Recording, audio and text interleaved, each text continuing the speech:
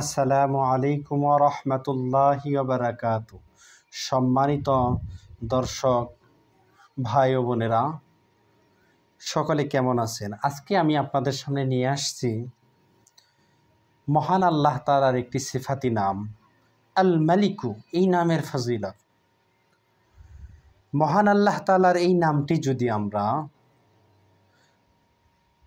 আল মালিকুল কুদ্দুস সাথে যুক্ত করে পাঠ করি, মাওলানা আশরাফ আলী থানভী রহমতুল্লাহি আলাইহি লেখেন, তাহলে সে যদি রাষ্ট্রপতি হয়ে থাকে তার রাষ্ট্র দীর্ঘস্থায়ী হবে।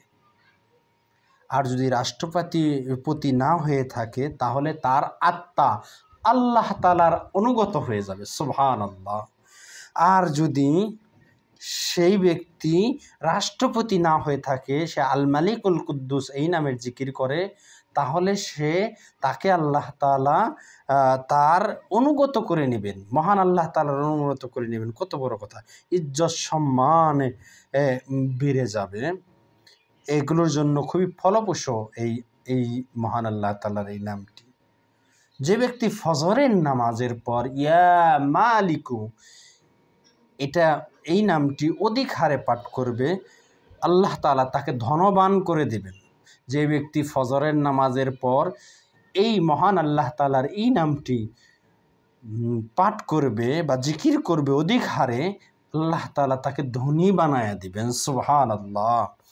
যে ব্যক্তি এই নাম ইয়া মালিকু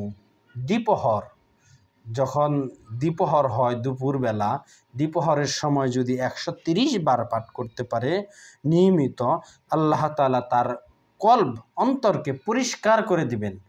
যে ব্যক্তি দ্বিপহরের সময় ইয়া মালিকু এই নামটি যদি 130 বার পাঠ করে, আল্লাহ তাআলা তার কলবকে পরিষ্কার করে দিবেন, তার মনকে উদার করে দিবেন, উদারতম মনের মানুষ হিসাবে তাকে আল্লাহ তাআলা বানায় দিবেন এবং তার ধনট্টতা ধন সম্পদ আল্লাহ তাআলা বাড়ায় দিবেন।